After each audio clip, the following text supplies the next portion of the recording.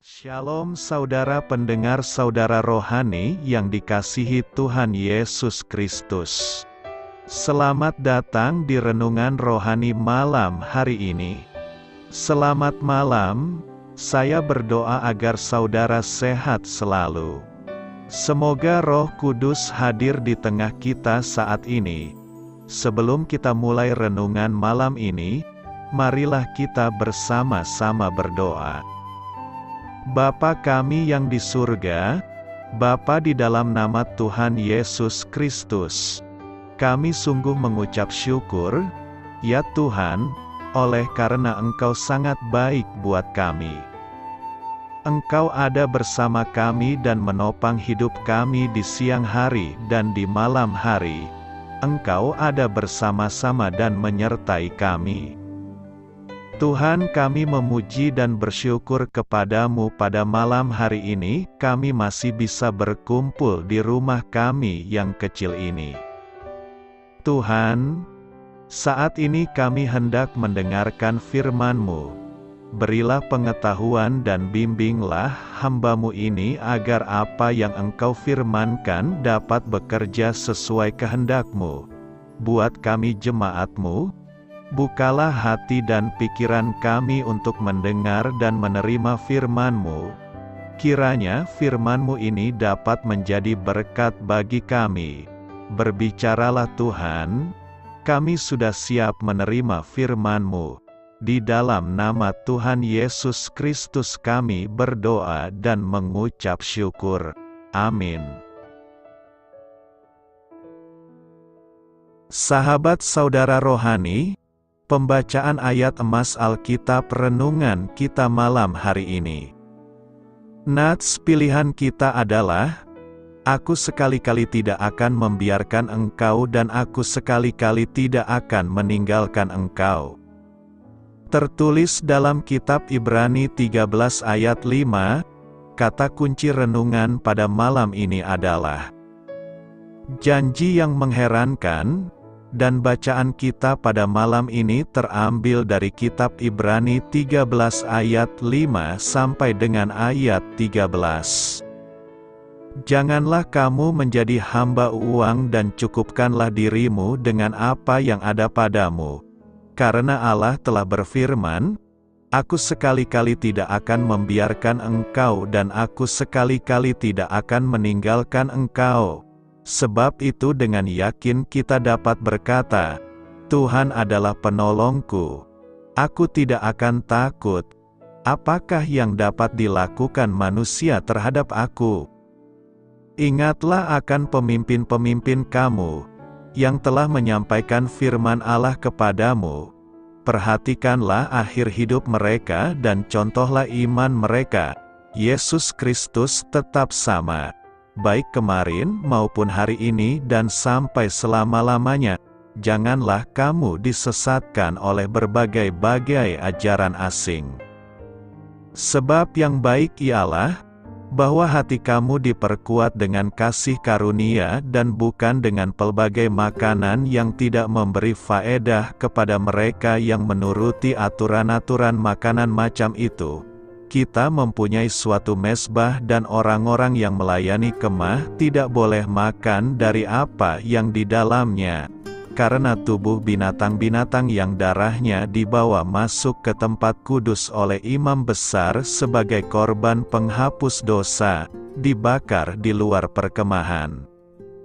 Itu jugalah sebabnya Yesus telah menderita di luar pintu gerbang untuk menguduskan umatnya dengan darahnya sendiri.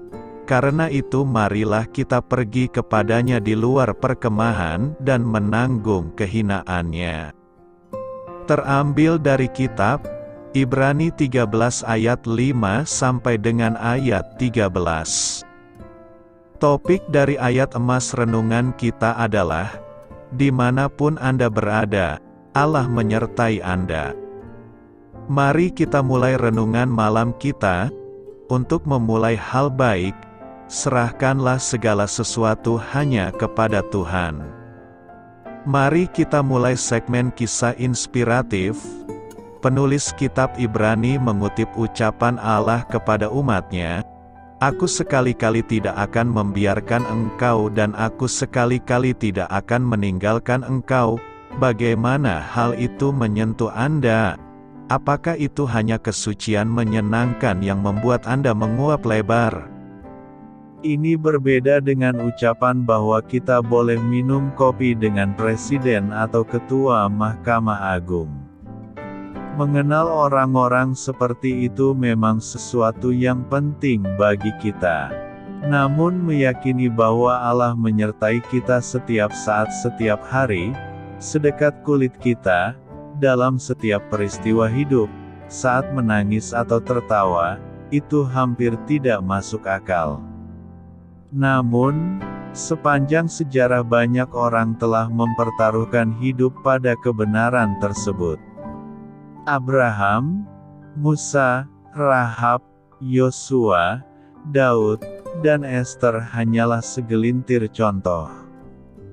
Janji Allah itu terbukti benar dalam hidup mereka. Namun, bagaimana kita tahu bahwa janji itu juga benar bagi hidup kita? Hal itu nyata bagi kita karena Yesus. Melalui kedatangannya, sebenarnya Dia mengatakan, "Aku ingin bersamamu, aku memberikan hidupku bagimu, aku mengorbankan hidupku untukmu. Apakah mungkin aku akan meninggalkanmu?" Bagaimana tanggapan Anda terhadap janji yang mengherankan ini? Mungkin janji tersebut terlalu muluk-muluk. Mungkin juga tampak mustahil. Namun, jangan abaikan janji itu. Saat Anda sedih, takut, menghadapi pergumulan dan pencobaan, tak ada janji yang lebih indah selain, "Aku sekali-kali tidak akan membiarkan engkau dan aku sekali-kali tidak akan meninggalkan engkau." Jangan menjadi hamba uang. Ibrani 13 ayat 5 berkata, "Janganlah kamu menjadi hamba uang dan cukupkanlah dirimu dengan apa yang ada padamu." Karena Allah telah berfirman, "Aku sekali-kali tidak akan membiarkan engkau dan aku sekali-kali tidak akan meninggalkan engkau." Pernyataan penulis Ibrani ini sangat menohok kita, sebab seringkali manusia jatuh dalam perhambaan uang. Seolah-olah hidup ini tujuannya hanya untuk uang. Uang yang menguasai seluruh kehidupannya. Itu sebabnya kita dinasihati agar jangan menjadi hamba uang, tetapi marilah kita mencukupkan diri kita dengan apa yang ada pada diri kita. Kata hamba uang berarti tidak tamak, tidak mencintai uang, tidak serakah.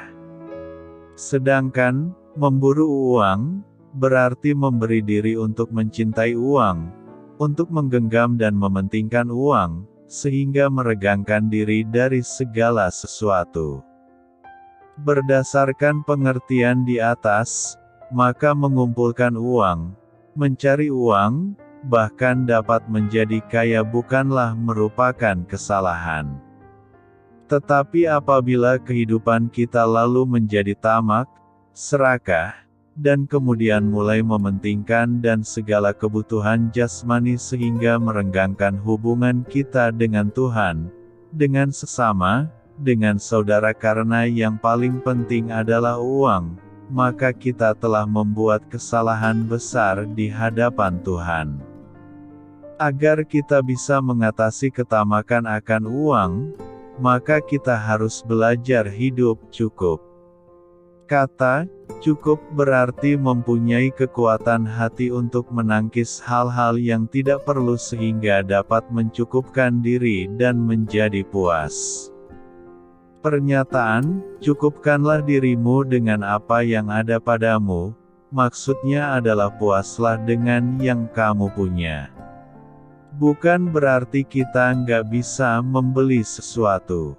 Kalau kamu memang benar-benar butuh sesuatu, maka pakailah uang yang merupakan berkat dari Tuhan untuk membelinya.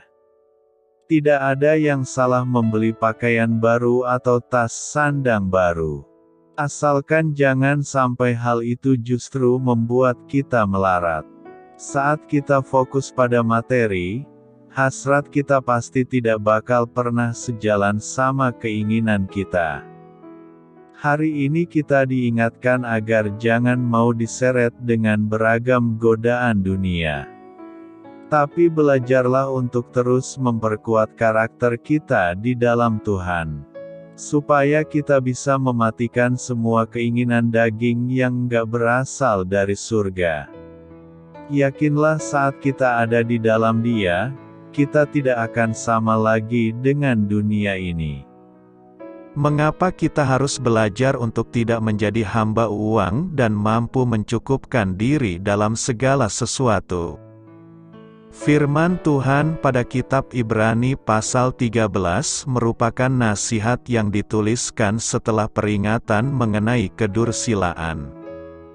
Keserakahan dan kedursilaan merupakan kejahatan yang sangat erat dan saling berhubungan. Ketika seseorang menjadi hamba uang, dan selalu berorientasi kepada kelimpahan harta dan kemewahan serta keinginan yang tak henti-hentinya akan kekayaan, maka hal itu membuka peluang untuk terjerumus dalam dosa-dosa seksual. Oleh karenanya nasihat Rasul Paulus kepada Timotius menyatakan bahwa seorang yang memburu uang akan menyimpang dari iman dan menyiksa dirinya dengan berbagai-bagai duka. Janganlah uang menggantikan posisi Tuhan dalam hidup kita, karena kita adalah hamba Tuhan dan bukan hamba uang.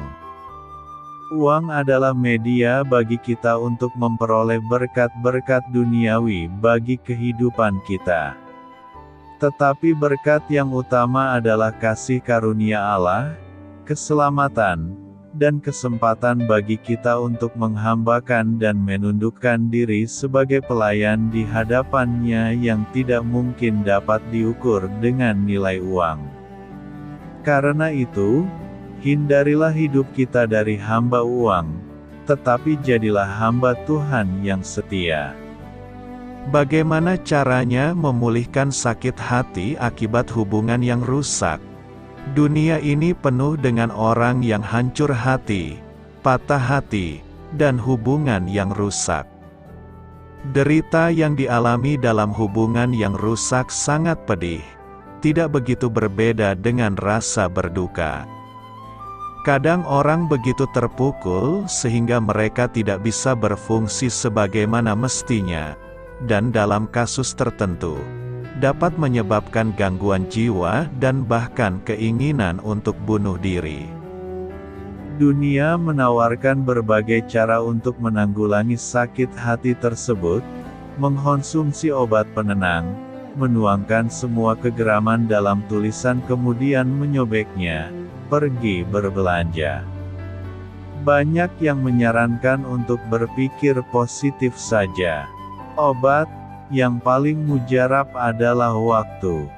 Meskipun intensitas sakit hati dapat memudar dengan berjalannya waktu, hanya seorang anak Allah saja yang dapat dipulihkan secara penuh karena hanya orang Kristen saja yang mempunyai kuasa Roh Allah. Ia yang menyembuhkan orang-orang yang patah hati dan membalut luka-luka mereka. Yesus betul mengerti sakitnya penolakan. Ia datang kepada milik kepunyaannya, tetapi orang-orang kepunyaannya itu tidak menerimanya. Yesus dikhianati oleh salah satu kerabat terdekatnya. Di mana kita menghadapi kesakitan hati akibat hubungan yang rusak, kita perlu membawa beban kita kepadanya. Ia menangis dengan mereka yang menangis, dan ia turut merasakan kelemahan-kelemahan kita. Hubungan yang rusak dapat menghadirkan berbagai macam emosi negatif. Orang Kristen mengerti bahwa emosi sesaat bukan pemimpin yang baik. Yesus Kristus telah memberkati kita dengan setiap berkat rohani dan telah membuat kita layak diterima dalam dirinya. Penerimaannya jauh lebih agung dibandingkan penolakan dari pihak lain karena itulah kepastian, bukan sekedar harapan belaka. Kita tahu Allah menerima kita karena firman Allah menyatakan demikian, dan dengan menerapkan kebenaran tersebut pada iman kita, hati dan kehidupan kita diubahkan. Semua orang pasti merasakan sakitnya hubungan yang rusak pada waktu yang berbeda. Kita pasti disakiti dan dikecewakan karena kita hidup di dunia yang terjatuh. Respon kita terhadap kesakitan dan kekecewaan itulah yang dapat menguatkan jalan kita dengan Tuhan. Allah berjanji akan menemani kita melewati kekecewaan dalam kehidupan ini, dan Ia ingin kita tahu bahwa pemeliharaannya nyata. Kasih karunia dan penghiburannya adalah milik kita ketika kita beristirahat di dalam Dia. Setiap anak Allah yang lahir baru memiliki berkat dalam Kristus, tetapi kita harus dengan sadar menggunakan berkat-berkat itu. Hidup dalam kekelaman dan rasa tertolak akibat hubungan yang rusak bagaikan memiliki 1 miliar di rekening tabungan kita, namun hidup seperti orang miskin karena tidak pernah melakukan penarikan. Dan kita juga tidak mungkin menggunakan apa yang tidak tahu kita miliki. Jadi, setiap orang percaya perlu bertumbuhlah dalam kasih karunia dan dalam pengenalan akan Tuhan dan Juru Selamat kita, Yesus Kristus, dan berubahlah oleh pembaharuan budimu. Kita perlu menghadapi hidup ini dengan pemahaman yang benar tentang berjalan dalam iman. Sebagai orang percaya kita tidak terperangkap oleh kegagalan di masa lalu, atau penolakan orang lain, atau kekecewaan. Kita dikenal oleh hubungan kita dengan Allah. Kita adalah anak-anak-Nya, yang dilahirkan kembali dalam pembaruan hidup, yang dilengkapi oleh setiap berkat rohani, dan diterima dalam Kristus Yesus. Kita memiliki iman yang mengalahkan dunia. Allah telah menyediakan kesempatan yang unik bagi setiap kita untuk melewati segala sesuatu dalam kehidupan ini. Kita dapat berusaha melewatinya dengan kekuatan pribadi dan apa yang disebut kedagingan oleh Rasul Paulus, atau kita dapat melewatinya dengan kuasa Roh Kudus. Itulah pilihannya. Allah telah menyediakan perlengkapan baju perang, tetapi kita harus memilih untuk mengenakannya.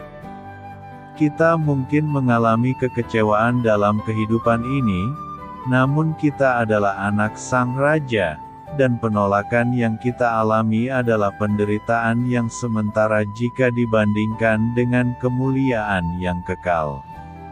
Kita dapat tertindas oleh keadaan itu, atau kita dapat mengklaim warisan sebagai anak Allah dan berlangkah ke depan dalam kasih karunia-Nya.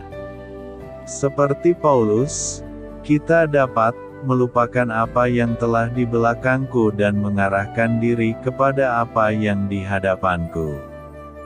Mengampuni orang lain juga merupakan bagian penting dalam proses pemulihan. Menolak melepaskan kepahitan atau menyimpan dendam hanya meracuni roh kita. Benar, kita mungkin disalahi, dan ya, memang sakit, namun ada kebebasan dalam mengampuni. Pengampunan adalah anugerah yang dapat kita berikan karena kita telah terdahulu menerimanya dari Tuhan Yesus Kristus. Betapa menghibur hati karena kita mengenal Allah yang berfirman, "Aku sekali-kali tidak akan membiarkan engkau dan aku sekali-kali tidak akan meninggalkan engkau." Allah selalu dekat untuk menghibur orang percaya. Terpujilah Allah, Bapa Tuhan kita Yesus Kristus, Bapa yang penuh belas kasihan dan Allah sumber segala penghiburan, yang menghibur kami dalam segala penderitaan kami. Allah, yang tidak dapat berdusta, telah berjanji mendampingi kita melewati semua percobaan yang kita alami. Apabila engkau menyeberang melalui air, aku akan menyertai engkau, atau melalui sungai-sungai, engkau tidak akan dihanyutkan. Apabila engkau berjalan melalui api, engkau tidak akan dihanguskan, dan nyala api tidak akan membakar engkau. Serahkanlah kekhawatiranmu kepada Tuhan, maka Ia akan menopang engkau, sebab orang jujur tidak dibiarkannya dikalahkan. Realitanya ialah bahwa perasaan muncul dari pikiran. Jadi, jika kita ingin merubah perasaan kita, maka kita harus merubah cara berpikir kita. Dan itulah yang dikehendaki Allah. Di dalam Filipi 2 ayat 5, umat Kristen diberitahu, hendaklah kamu dalam hidupmu bersama, menaruh pikiran dan perasaan yang terdapat juga dalam Kristus Yesus. Di dalam Filipi 4 ayat 8, umat Kristen diajar untuk memikirkan hal-hal yang benar, yang mulia, semua yang adil, semua yang suci, semua yang manis, semua yang sedap didengar, semua yang disebut kebajikan dan patut dipuji. Kolose 3 ayat 2 mengajar, pikirkanlah perkara yang di atas, bukan yang di bumi. Ketika kita melakukan hal ini, rasa tertolak kita akan hilang. Mengatasi derita hubungan yang rusak perlu dihadapi satu hari demi satu hari, dengan berdoa supaya dipimpin Allah, dan membaca dan merenungkan firman Allah. Pemulihan tidak akan kita peroleh menurut upaya pribadi kita, hal itu datangnya dari Tuhan. Adalah membantu jika kita mengalihkan pandangan kita dari diri sendiri dan berfokus kepada Allah. Hubungan yang rusak memang menyakitkan, namun Tuhan penuh rahmat. Ia dapat memberi hidup kita makna, tujuan, dan sukacita. Yesus berjanji, barang siapa datang kepadaku, ia tidak akan kubuang. Hubungan Tuhan dengan anak-anaknya adalah hubungan yang tidak akan pernah terputus. Kehidupan Kristen yang benar. Ibrani 13 ayat 5 berkata, janganlah menjadi hamba uang dan cukupkanlah dirimu dengan apa yang ada padamu. Karena Allah telah berfirman, aku sekali-kali tidak akan mengabaikan engkau dan aku sekali-kali tidak akan meninggalkan engkau. Dalam konteksnya, ayat ini adalah bagian dari surat kepada orang-orang Ibrani yang mengandung nasihat dan pengajaran tentang kehidupan Kristen yang benar. Pesan ini mengajak umat untuk menghindari ketamakan dan keinginan berlebihan terhadap harta dunia, serta untuk mengandalkan Allah dalam segala hal. Bagian pertama, janganlah menjadi hamba uang dan cukupkanlah dirimu dengan apa yang ada padamu, mengingatkan kita untuk tidak terlalu terikat pada harta dan kekayaan.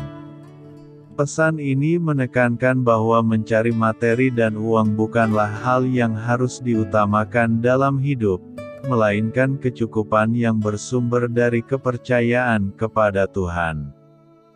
Bagian kedua, karena Allah telah berfirman, aku sekali-kali tidak akan mengabaikan engkau dan aku sekali-kali tidak akan meninggalkan engkau, merujuk pada janji Allah kepada umatnya bahwa Dia akan selalu hadir dan mendampingi mereka.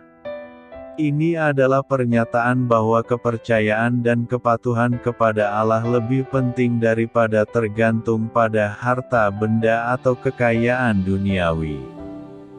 Dalam pandangan Kristen, ayat ini menggarisbawahi pentingnya mengutamakan hubungan spiritual dengan Tuhan daripada pencarian harta duniawi.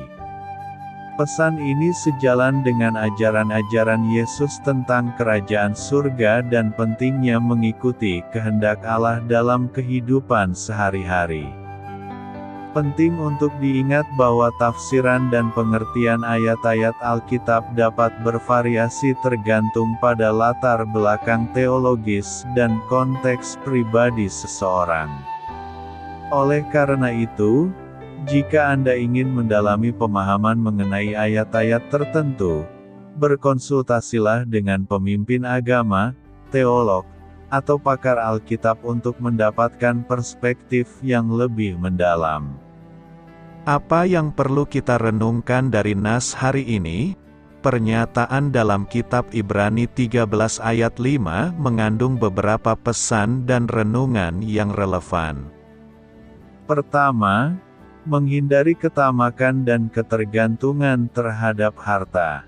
Pesan, janganlah menjadi hamba uang dan cukupkanlah dirimu dengan apa yang ada padamu, mengingatkan kita untuk tidak terjebak dalam ketamakan dan pencarian terus-menerus akan harta dan kekayaan. Kehidupan yang baik seharusnya tidak didominasi oleh materialisme dan kerinduan akan harta, melainkan berpusat pada nilai-nilai spiritual dan hubungan dengan Tuhan. Kedua, kecukupan dan kepuasan. Pesan, cukupkanlah dirimu dengan apa yang ada padamu, mengajak kita untuk mengembangkan sikap puas dan bersyukur terhadap apa yang telah diberikan Tuhan. Ini mengajarkan bahwa kita seharusnya tidak selalu berusaha memenuhi setiap keinginan duniawi kita, tetapi menghargai apa yang kita miliki dan mengatasi godaan untuk selalu mencari lebih banyak. Ketiga, kepercayaan pada janji Allah. Firman, "Aku sekali-kali tidak akan mengabaikan engkau dan aku sekali-kali tidak akan meninggalkan engkau," mengajak kita untuk mempercayai bahwa Tuhan selalu ada bersama kita dan siap memberikan perlindungan, bimbingan, dan dukungan dalam kehidupan kita. Pesan ini menguatkan keyakinan bahwa Tuhan adalah sumber keamanan dan kekuatan kita. Keempat, prioritas hubungan spiritual. Renungan ini mendorong kita untuk memprioritaskan hubungan kita dengan Tuhan di atas segala hal lain. Melalui kepatuhan, kerinduan untuk mengikuti kehendak-Nya, dan mendekatkan diri kepadanya dalam doa dan ibadah, kita dapat menemukan arti yang lebih dalam dalam hidup dan kebahagiaan yang sejati. Karena itu, renungan ini mengingatkan kita untuk melepaskan diri dari godaan materialisme, mengembangkan sikap puas dan bersyukur, serta membangun hubungan yang kokoh dengan Tuhan yang didasarkan pada kepercayaan dan kepatuhan. Mengapa berdoa? Apa gunanya berdoa jika Tuhan mengetahui masa depan dan mengontrol segala sesuatu? Mengapa berdoa? Mengapa berdoa kalau Allah sudah secara sempurna menguasai segala sesuatu? Mengapa berdoa kalau Allah telah mengetahui apa yang akan kita minta sebelum kita memintanya? 1. Doa itu wujud pelayanan kepada Allah. Kita berdoa karena Allah memerintahkan kita untuk berdoa. 2. Yesus dan gereja mula-mula memberikan kita contoh doa. Jika Yesus memandang dirinya perlu untuk berdoa, maka kita juga perlu. 3. Allah menghendaki doa menjadi sarana untuk memperoleh jalan keluar dalam berbagai situasi. A. Mempersiapkan keputusan-keputusan besar. B. Mengatasi halangan kuasa kegelapan dalam hidup. C. Meminta pengerja-pengerja untuk tuaian rohani. D. Mendapatkan kekuatan untuk mengatasi pencobaan. E. Cara untuk menguatkan orang lain secara rohani. 4. Kita memiliki janji Allah bahwa doa kita tidak akan sia-sia bahkan jika kita tidak mendapatkan apa yang secara khusus kita minta. 5. Dia berjanji bahwa jika kita meminta hal-hal yang sesuai dengan kehendak-Nya, Dia akan memberi apa yang kita minta. Kadang-kadang Dia menunda jawabannya sesuai dengan hikmat-Nya, terutama untuk kebaikan kita. Dalam situasi-situasi ini, kita perlu dengan rajin dan bertekun dalam doa.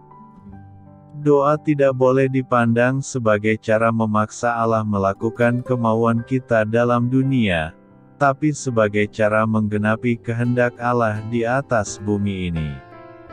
Hikmat Allah jauh melampaui hikmat manusia. Dalam situasi-situasi di mana kita tidak tahu secara persis apa kehendak Tuhan, doa merupakan cara menemukan kehendak Tuhan. Jika Petrus tidak meminta Yesus memanggil dia keluar dari perahu ke atas air, dia pasti sudah kehilangan kesempatan itu. Jika wanita Sirofenisia yang putrinya diganggu setan tidak berdoa kepada Kristus, putrinya tidak akan sembuh. Jika orang buta di luar kota Yeriho tidak berseru kepada Kristus, dia akan tetap buta. Allah telah mengatakan bahwa kita sering tidak memperoleh sesuatu karena kita tidak meminta. Dalam pengertian tertentu, doa itu seperti membagikan Injil dengan orang-orang lain. Kita tidak tahu siapa yang akan meresponi berita Injil sampai kita mulai membagikannya. Demikian pula dengan doa. Kita tidak akan pernah melihat hasil doa sampai kita berdoa. Tidak berdoa sama saja menyatakan tidak adanya iman dan tidak adanya kepercayaan kepada firman Tuhan. Kita berdoa untuk menyatakan iman kita kepada Allah, bahwa Dia akan melakukan apa yang telah dijanjikannya dalam firman-Nya, dan akan memberkati hidup kita dengan berlimpah lebih dari apa yang dapat kita minta atau harapkan. Doa itu sarana utama untuk melihat Allah bekerja dalam hidup orang-orang lain. Karena doa merupakan cara kita terkoneksi dengan kuasa Allah. Cara kita untuk mengalahkan musuh dan pasukannya, iblis dan tentara-tentaranya, yang jika mengandalkan diri sendiri pasti tidak akan berdaya. Karena itu kiranya Allah kerap kali menemukan kita di hadapan tahtanya, sebab kita memiliki imam besar di surga yang dapat memahami segala yang kita alami. Kita memiliki janji bahwa doa orang benar apabila dengan yakin didoakan sangat besar kuasanya. Kiranya Allah memuliakan nama-Nya dalam hidup kita, saat kita percaya dan sering datang kepadanya di dalam doa. Apa maksudnya ranjang nikah tidak tercemar? Pasal 13 adalah bab penutup kitab Ibrani dan diakhiri dengan serangkaian nasihat terakhir bagi umat Kristiani. Ayat 4 mengatakan, perkawinan harus dijunjung tinggi di antara semua orang, dan ranjang perkawinan tidak boleh tercemar, bagi pezinah dan pezina Allah akan menghakimi. Kata Yunani yang diterjemahkan, tidak tercemar, hanya digunakan dalam bentuk ini sebanyak 4 kali dalam Perjanjian Baru, dan kata ini berarti tidak tercemar atau dikucilkan. Ibrani 7 ayat 26 menggunakan kata ini untuk menggambarkan Yesus Kristus, Imam besar kita, dan Yakobus 1 ayat 27 mengatakan bahwa agama yang tidak tercemar adalah agama yang membantu para janda dan anak yatim piatu serta tidak dinodai oleh dunia. Tempat tidur perkawinan harus dijaga tetap murni dan tidak tercemar. Dengan kata lain, keintiman seksual antara suami dan istri hanya diperuntukkan bagi pasangan itu saja. Tuhan menciptakan persatuan seksual antara suami dan istri. Periode. Hanya, tidak ada penggunaan seksualitas lain yang dibolehkan dalam Alkitab. Menyalahgunakan atau menyalahgunakan karunia seks dari Tuhan berarti menajiskan ranjang pernikahan. Ranjang perkawinan dapat dikotori dengan beberapa cara. 1. Percabulan. Ketika dua orang yang belum menikah melakukan hubungan seksual, mereka menajiskan anugerah seks yang baik dari Allah. Mereka yang belum bersumpah satu sama lain dalam ikatan seumur hidup yang mengikat tidak mempunyai hak untuk memanfaatkan puncak dari sumpah tersebut. Seks dirancang untuk menjadi tindakan konsekrasi terakhir ketika pasangan mengikrarkan hidup mereka satu sama lain dalam sebuah perjanjian sakral. Segala bentuk seksualitas di luar ikatan perkawinan membawa aib bagi institusi perkawinan yang terhormat. 2. Perzinahan. Ketika salah satu atau kedua belah pihak dalam hubungan seksual menikah dengan orang lain, Tuhan menyebut tindakan seksual mereka sebagai perzinahan. Perzinahan dapat dihukum mati berdasarkan perjanjian lama Tuhan dengan Israel. Meskipun kita tidak lagi hidup di bawah perjanjian itu, perzinahan masih menempati urutan teratas dalam daftar kejahatan moral Allah, dan selalu disebut sebagai dosa yang menghalangi pelanggar yang tidak bertobat untuk mewarisi kerajaan Allah. 3. Homoseksualitas. Kekotoran lain dalam ranjang perkawinan adalah penyimpangan laki-laki berhubungan seks dengan laki-laki atau perempuan dengan perempuan.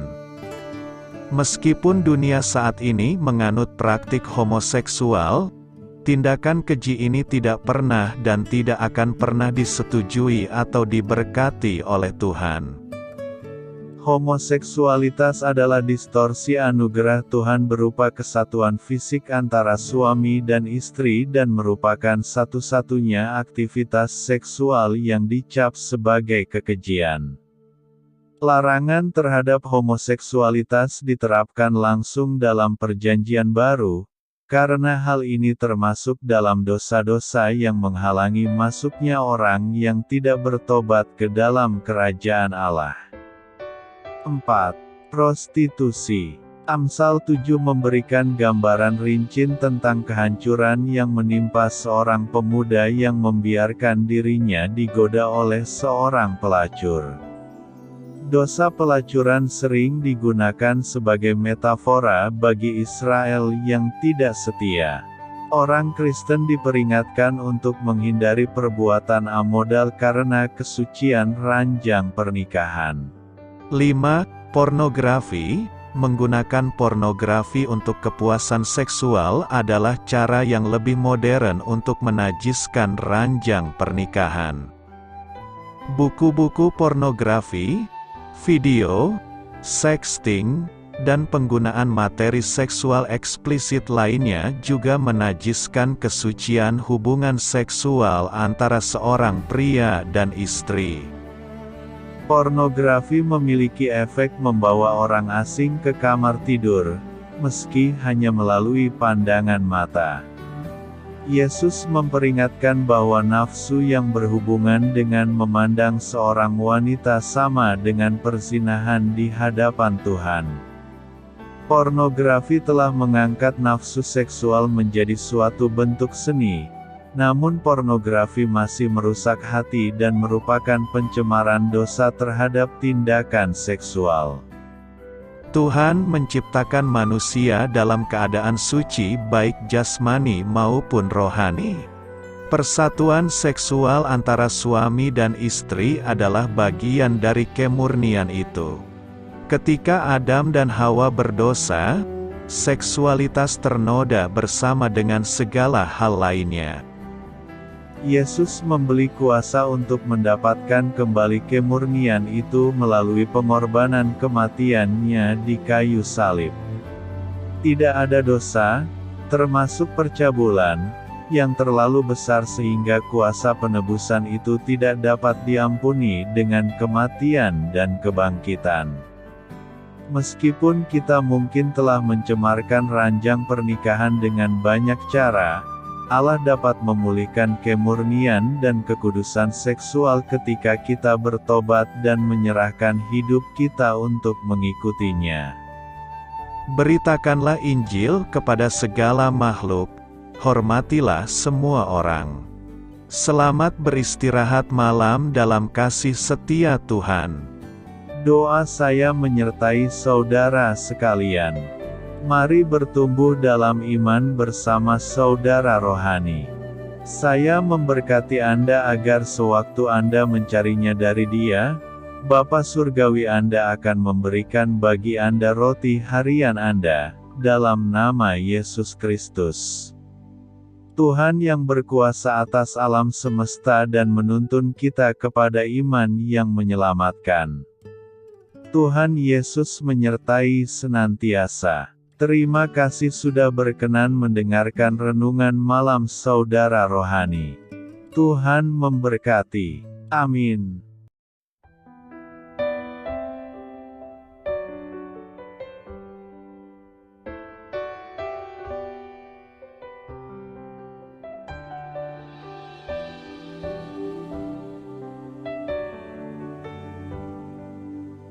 Marilah kita renungkan, sahabat saudara rohani, demikianlah renungan firman Tuhan malam hari ini. Semoga menjadi berkat di dalam hidup kita dan menjadikan kita pribadi yang lebih baik. Sebelum kita beristirahat pada malam hari ini, marilah kita berdoa. Bapa kami yang di surga, Bapa di dalam nama Tuhan Yesus Kristus, kami sungguh mengucap syukur, ya Tuhan, oleh karena Engkau sangat baik buat kami. Engkau ada bersama kami dan menopang hidup kami di siang hari dan di malam hari. Engkau ada bersama-sama dan menyertai kami, ya Tuhan Yesus. Kami mengucap syukur untuk firman-Mu, ya Tuhan, yang memberikan kami kekuatan dan menyadarkan kami bahwa kami tidak perlu takut dengan gelap dan malam. Sebab Tuhan, Engkau ada bersama kami. Engkau melindungi kami dan menjadi perisai bagi kami hamba-Mu berdoa saat ini. Tuhan, untuk setiap pendengar renungan ini yang mengalami ketakutan, kecemasan, kegelisahan, pada situasi gelap dan malam hari di dalam nama Tuhan Yesus Kristus. Kuasa Tuhan melepaskan mereka dari segala ikatan roh-roh ketakutan yang mengikat mereka saat ini. Tuhan melepaskan setiap anak-anak-Mu dari segala rasa takut dan kecemasan. Di dalam nama Tuhan Yesus segala kuasa-kuasa roh jahat, kuasa setan iblis yang mengganggu anak-anak-Mu, ya Tuhan, tolong hancurkan dan halaukan dengan kuasa-Mu. Dalam nama Tuhan Yesus Kristus, berkati setiap kami anak-anak-Mu, ya Tuhan, dan lindungilah kami aman di dalam Engkau. Ya Tuhan, penuhilah setiap hati kami dengan keberanian, damai sejahtera, dan sukacita serta ketenangan yang dari Tuhan. Berkati kami di malam hari ini, saat kami tidur dan beristirahat. Kuasa-Mu, ya Tuhan, menaungi setiap kami, memberkati dan melindungi kami. Bangunkanlah kami kembali besok pagi dengan kekuatan yang baru. Tubuh yang sehat diberkati Tuhan dan berkat-berkat yang baru Tuhan sediakan bagi kami. Terima kasih, ya Tuhan, kami sungguh mengucap syukur untuk firman-Mu yang menguatkan kami. Dalam nama Tuhan Yesus Kristus Juru Selamat kami, Bapa kami yang baik, Kami mengucap syukur dan berdoa haleluya. Amin. Biarlah firman Tuhan menjadi pengingat untuk kita semua, bahwa tuntunan dari Roh Kudus akan selalu memberi jalan keluar bagi setiap permasalahan hidup kita, dan memberi kedamaian di hati kita. Amin. Sampai jumpa di renungan malam saudara rohani berikutnya.